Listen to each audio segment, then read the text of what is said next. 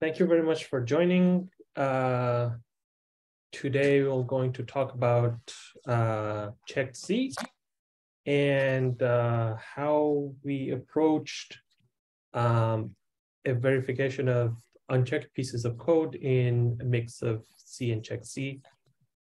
So as Ahmad introduced me kindly, I'm Saeed Nejati.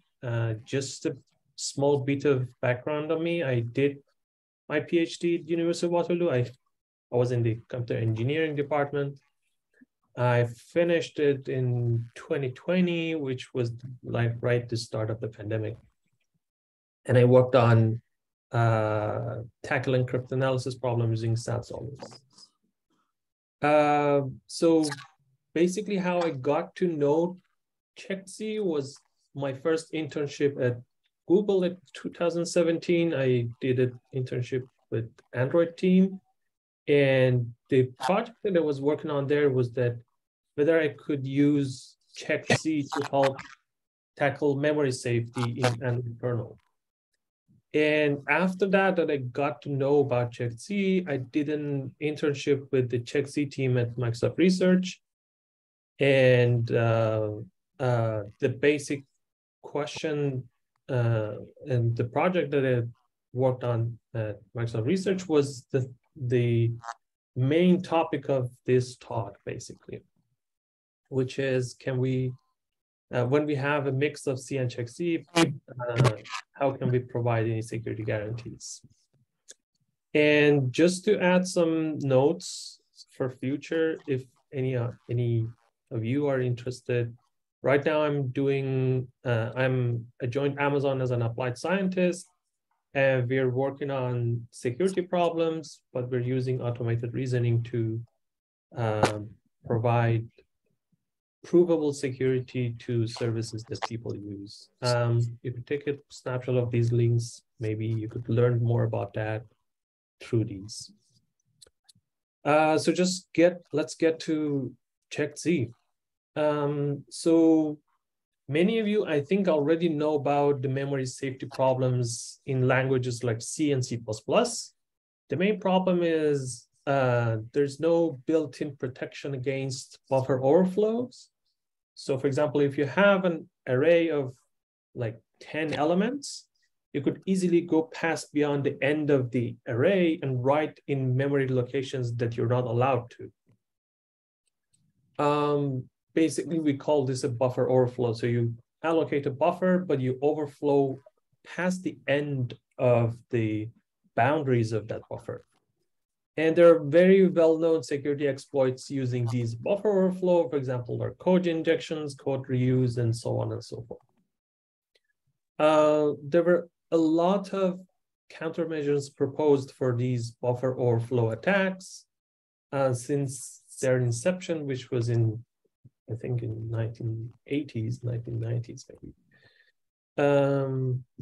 One thing was generally switched to other languages, not use C and C++ because of their vulnerabilities. But it's not possible in many situations. For example, when people develop systems like kernels, OSs, like low-level systems, always C, C++ is used. So it's very hard to switch entirely to a different set of languages.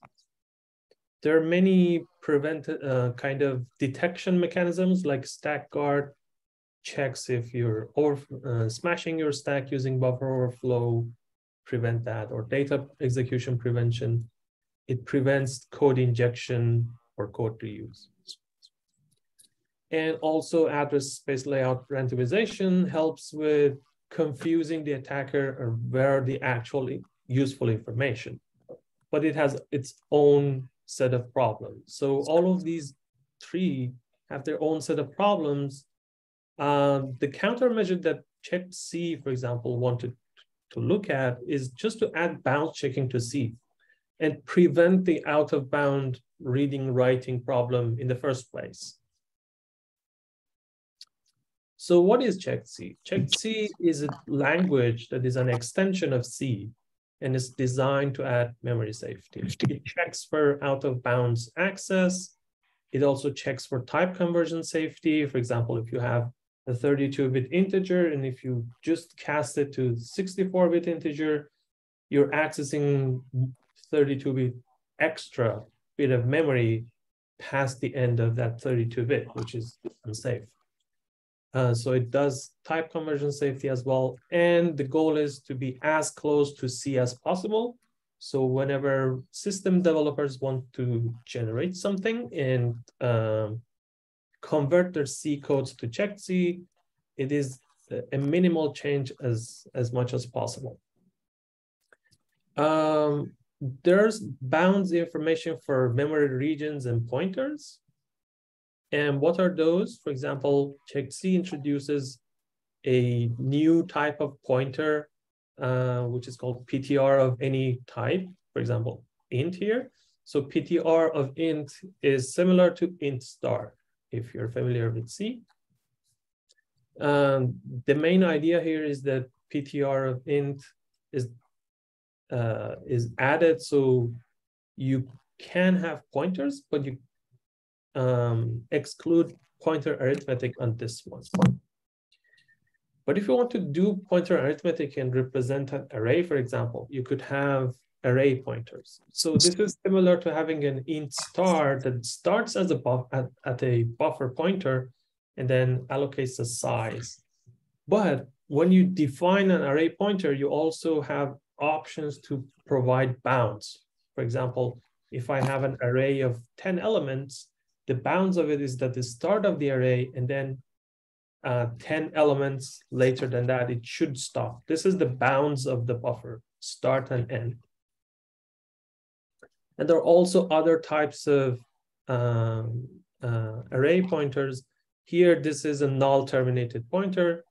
If you're familiar with C, the strings are sort of not arrays per se. They look like arrays, but there's no bound in the sense that this is the number of elements. It just ends with a null element. So to address that, checked C adds a null terminated array pointer as well. But you could also tell checked C that the number of elements in this null terminated one should not exceed n elements. So you can provide a count. And counts actually translate to bounds of a and a plus n. And checked C has been implemented on top of Clang. So Clang is a front-end compiler of the LLVM system. And these are the links to checked C Clang, which is the extension of Clang, the actual compiler of checked C, and the general homepage of checked C at Microsoft Research. So one interesting and also helpful and also a bit painful feature of checked C is that it allows for incremental adoption. What does it mean? It means that it allows users to incrementally, module by module, adopt, convert their C code base into checked C, and they don't need to convert the whole big pile of codes of C into checked C overnight. So to be able to do incremental adoption, a checked C program needs to be backward compatible in the sense that a C program is also a checked C program as well. If you don't add any bounds to your C program, it all still compiles with a checked C compiler. But to be able to convert module by module and pieces of code by piece by piece, and go from there, you need to be able to do and support interoperation of checked pieces of code and unchecked pieces of code. And here, unchecked pieces of code are just regular C programs. So to be able to call pieces of C functions from checked C functions, you need to go through a bound safe interface. So all of the pointers in checked C region are checked with bounds and stuff. none of the pointers in C region are checked. But if a function within your check C code wants to call a function in the unchecked code,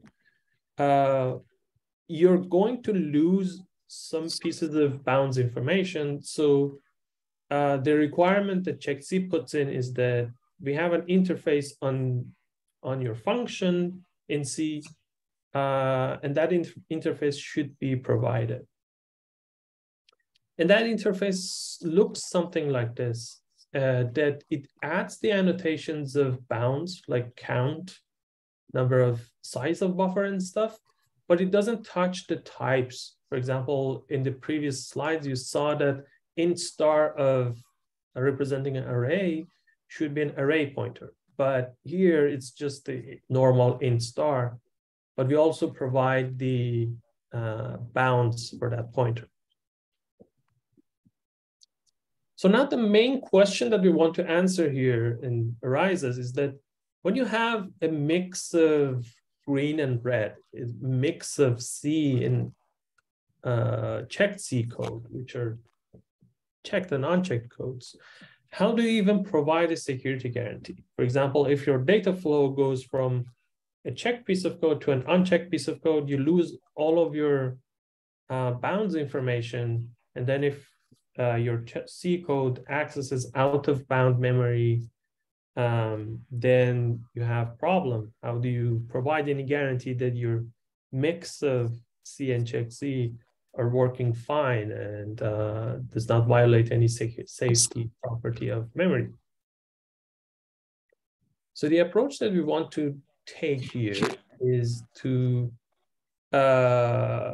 use that bound safe information to do some checking.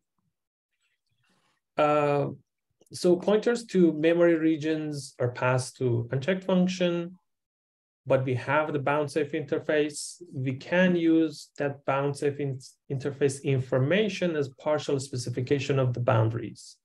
So for example, in the previous slide, we saw that we have the information that the int star A has n elements. And then we use this partial specification and ask the question, does the function access those memory regions that pass to it within their boundaries? So the goal is to verify the safety of unchecked functions against their bound safe interface. Basically, we say that the checked pieces of code are checked by the checked C compiler. The unchecked pieces of code have some information of how they should behave here. So let's verify that that behavior holds for the unchecked pieces of code. And then after that, we could say the red regions are also green. And we could say we have an end-to-end guarantee that the memories are not accessed out of bound. So to do this, I did this work in two sections. The first section was about bug finding and generally looking at the code and see if there's any memory bug, if there's any out of bound access bug. And I worked off of Clang static analyzer and added a new checker. But in the second piece of work I've done on this project was not just look for bugs, but verify that there is no bug. So these are two different views of software verification, is that you have a piece of software, you check if there's a bug in it, but you could also have a specification and say, the software is doing whatever the specification is saying, and there is no bug. So from a bug finding point of view, if you don't find a bug, you cannot say there is no other bug because you might not have found something. But from a verification point of view, you're verifying that there exists no bug. This is two different views. So for the bug finding, we were looking for violations, fantastic bugs, and where to find them. So as I mentioned, CheckC is implemented on top of Clang.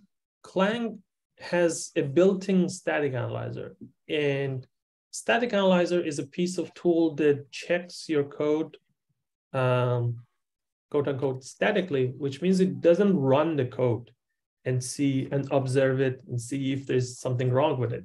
But just looking at the code, it tries to analyze if there's anything wrong with it. So we use to find memory bugs here. And I just wanted to give a diagram of how the Clang static analyzer in general works. It has different components. One is a symbolic engine that turns your code into symbolic values and runs, like propagates information symbolically. It has a set of checkers that check for specific bugs. And it has an internal solver that is used for resolving symbolic values and make them concrete. And the core engine tries to explore all paths in your code. For example, if you have an if statement, it has two branches of then and else. And within those, it could be more if statements branching the path into 1, 2. So it tries to explore all paths and track the program state of what has happened so far. And it has a memory model as well that these are the memory regions, these parts are passed around in these functions and so on and so forth. Yeah, as I said, a set of checkers that look for specific type of bugs, for example, memory bugs or access bugs or type safety bugs or whatever. So the first problem we saw with Clang static analyzer is that none of the checkers make use of the available bounds information. So the Clang static analyzer is built for Clang itself. So it doesn't have information about whatever that is implemented on top of it. And it also performs symbolic execution, as I mentioned before. So just to give an example of how symbolic execution looks like is this, you could look at this example of very small piece of C code that you define a variable X, variable Y, you create a variable Z, but the value of Z is based on previous variables. And the variable W is also based on previous variables. So whenever we define a variable, we assign a symbolic variable to it. So it's like mathematical X instead of the variable X in a program. And similarly to Y as well. And we generate formulas of what each variable should be. For example, variable W is mathematical variable 2 minus 2 times mathematical variable 1. And we propagate this could be based on immediate variables, but we create a formula of how this variable is represented based on the previous variables and mainly input variables. And now the internal solver of the Clang static analyzer does handling of these mathematical formulas, but it has a very limited power of handling complex arithmetic. And unfortunately, it only can reason about the ones that have concrete starting points. So for example, if you say X, just X, it cannot do basic arithmetic on it.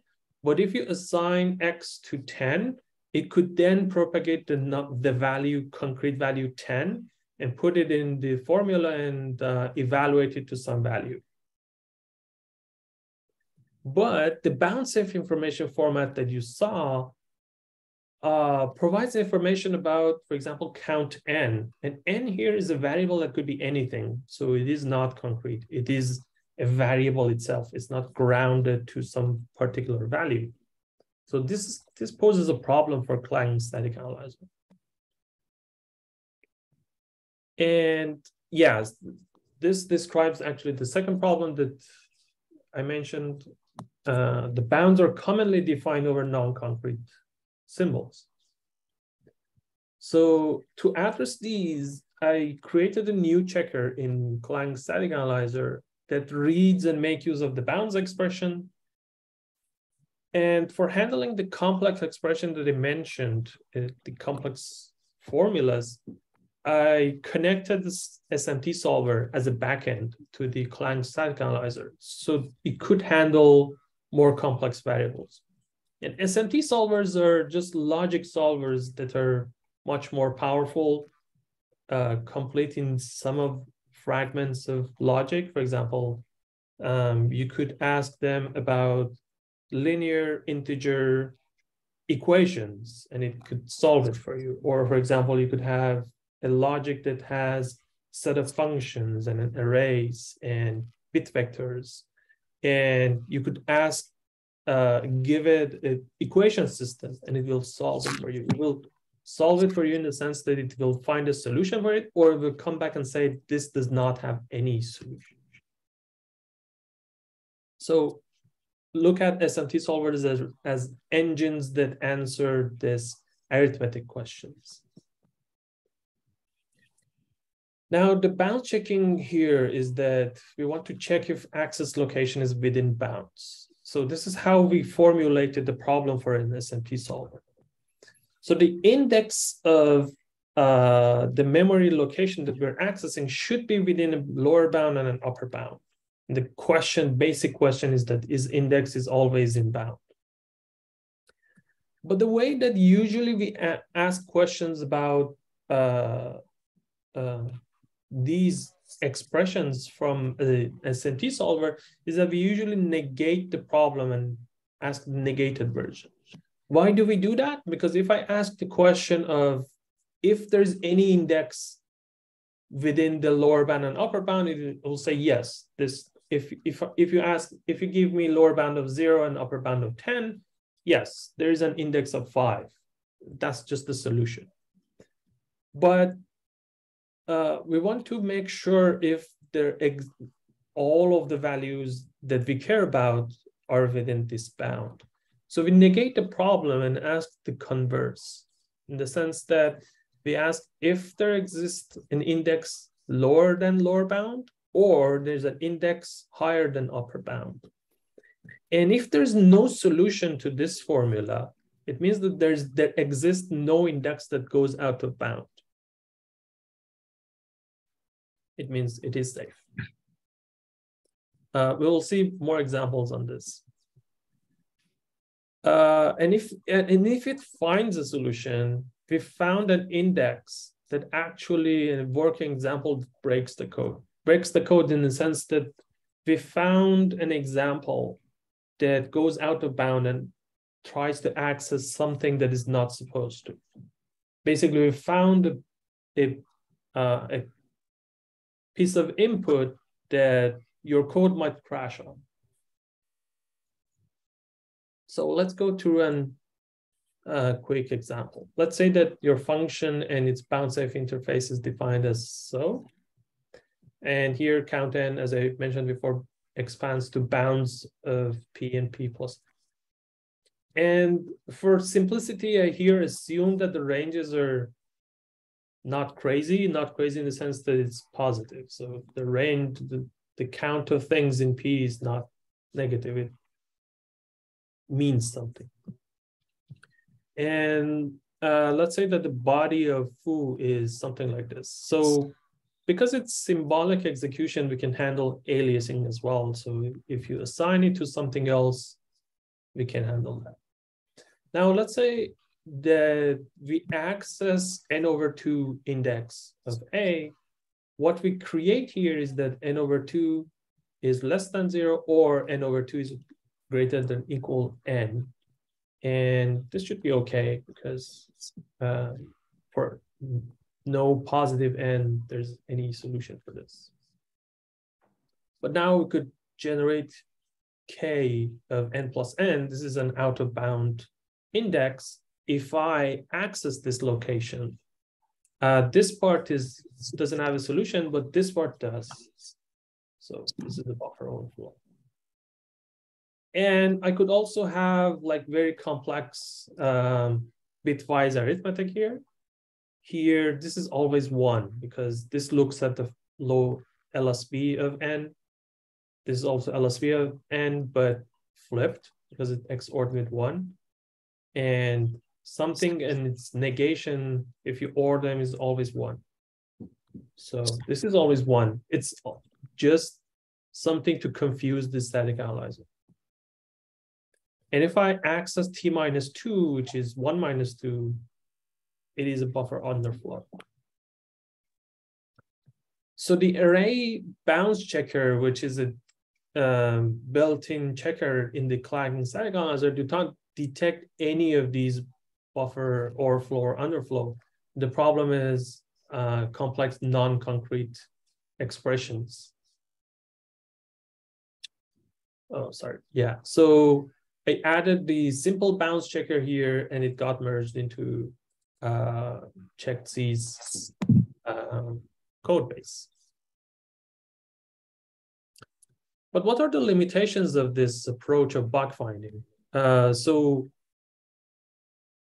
the main statement here is that Clang static analyzer is as good as its checkers. So if you write a new checker that finds a new type of bug, you're adding value and it's covering more and more. But if you haven't added a checker for a specific type of bug, your static analyzer is not finding it. So your static analyzer is as good as its set of checkers. And also the checkers power is bound by the information provided by the core engine. We see that, for example, Clang static analyzer is very limited on loops and recursions. This was a simple example I generated to demonstrate how poor Clang static analyzer could be. So these two are two pieces of very similar in nature, in the sense that both have a bound safe interface, both loop through A and set all of the elements to 0. One starts from 0 and goes to n+1, which is going out of bound. One starts from n+1 and goes to 0. These both functionally the same, and both of them go out of bound on A of n. But the funny thing is that when you give these two to Clang static analyzer, even with the addition of the simple bounds checker that I provided, described in previous slides, one of them can find, one of the pieces of code is caught and it's going out of bound, the other one is not. And I think you can guess which one. So this one on the right is caught that is going out of bound, but the one on the left is not. And the reason is that Clang static analyzer cannot do full analysis on a variable length loop. It's a very hard thing to do. So what it does is that it unrolls the loop to some fixed number of steps. So it says, instead of having the loop, it says, if I set I to 0, what the expressions of the body look like. If I set it to 1, what the expression looks like, and so on, and keep the rest as a loop. So if you do that, for the first few steps, you have an out-of-bound access on the right one, but not on the left one. So the out-of-bound access is not exposed on the left one. So these are the things that Clang static analyzer cannot. Even with the extension of simple bounds checker, we are still limited by the power of the core engine because of this behavior. And because of this, I pursued a verification route, because there were cases that we could not find bugs, but it didn't mean that there's no bug. I just showed you a very simple example in the previous slide. And here we worked on safety checking and verification. Episode 2, fantastic bugs and the crimes of a programmer. So how does program safety in checked regions in checked C are protected. In checked C, anything, any access out of bound that can be statically inferred is caught by the compiler. So if the compiler of checked C is compiling your code and it could infer that you're going out of bounds in this particular location based on the previous bounds information, it just gives you a compiler. It doesn't let you even compile the code because it says, if you run it, you're going into trouble. And if it cannot infer statically using the same kind of techniques that something is going out of bound, it will inject some dynamic check at the location that you're accessing any pointed in memory.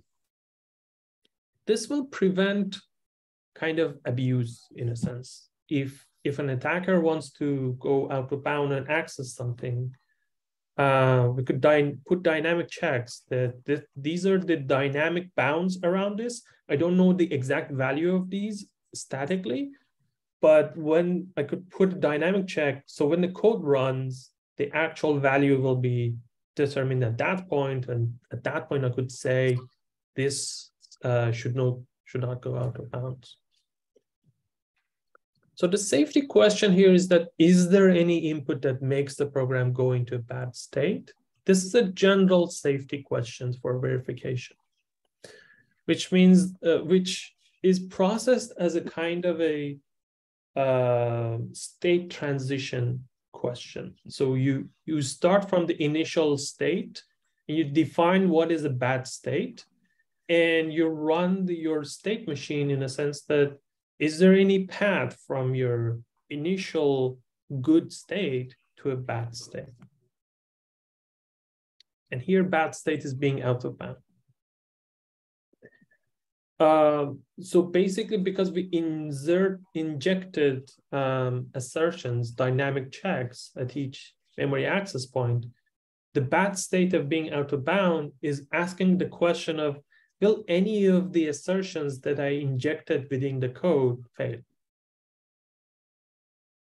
So we generally draw a boundary around the initial state, as this is the boundary of being good.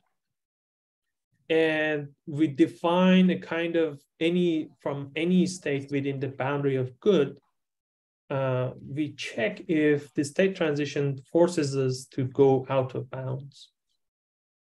And if I want to write it like in logic statements, basically the state transition is written in a set of sentences that are implications. For example, if I can write that from init state, I could go to an invariant state, and having an invariant state on state X, and the transition function from any state X to any other state X prime, it means that if there's a transition from X to X prime and the invariant is true for the original initiating state, the invariant should be true for the target state as well. Now, the safety question here is that, does the invariant that I created here, formally, logically, leads to a bad state? Basically, it is safe if it's not inferring the bad state. So for program safety and implementation of this verification, I used a tool called Seahorn. Seahorn is a software verification framework. It is for LLVM-based languages. And it is based on state-of-the-art model checking and abstract interpretation. These are like topics in software verification. And it also encodes all of these state transitions into something called constraint horn clauses. And it has a constraint horn clause solver. It is a stronger form of an SMT solver. So an example of something that Seahorn, for example, can verify is that we usually, when we want to verify something, the horn logic says, what are your preconditions? What are true when before you run your function? What are your assumptions? Those are called preconditions, and I wrote them as pre. And now a piece of function runs, an arbitrary piece of code. And then what I check is that the post conditions hold. For example, in this case, there's a loop, a non-deterministic value of number of iterations. We don't know how many times we iterate on this. But if you look at the code, it's just copying the values of x and y and just adding 1 to x and subtracting 1 from y. So every time this loop runs, it adds 1 to x, increments x, and decrements y. So the property that should hold after this is that if I store x old and y old, like before running this loop, the summation of before and after should be the same, because whatever I incremented, I decremented from y as well. And it doesn't matter how many times I run it, right? So these are the type of things that Seahorn can verify, even if the number of loops, iterations on the loops is not known. Why? Because it generates that invariant kind of logic, and it says, no matter what you do, the invariant says you cannot go out of the good set of states, so it doesn't matter how many times you run. Now, using this logic, we wanted to tackle the unchecked code verification. Problem number one was, how do we put verification conditions at memory access locations? So basically, the memory verification conditions are these, similar to these post conditions of what we want to be true. So I used the dynamic checks that are injected at any memory access location as verification conditions, basically assertions. And problem number two was, checked C only processes the checked parts, not the unchecked parts. So there's no dynamic check in the unchecked pieces of code. So how do I make use of this? So I kind of copied the same logic for checked codes in checked C compiler to handle unchecked pieces of code as well, and inject checks for unchecked pointers.